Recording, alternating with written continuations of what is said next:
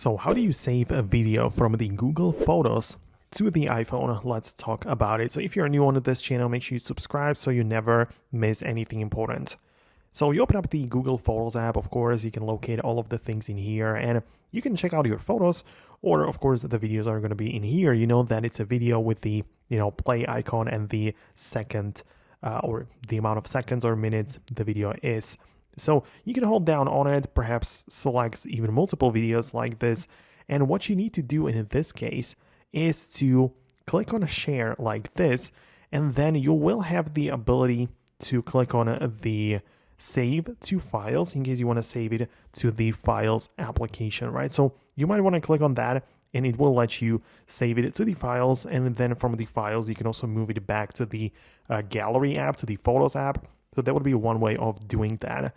On the other hand, you can also just do it a bit different, where you specifically open up that video, right?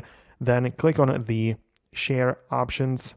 And of course, the very same thing is going to pop up where it lets you save it to your local files. And from that, you can, of course, just bring it to the Photos app, or even have more of these options in here. Like you can literally just get the link, or use AirDrop to export the photos, or just get them off the device in a different way.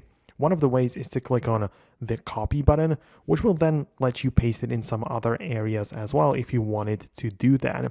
So that would be another way to, just bring the photos or videos to some other place. So let me know if you managed to make it work. Thanks a lot for watching. Most definitely subscribe for more explanations and tutorials like this one, and I'll talk to you later in the next videos as well.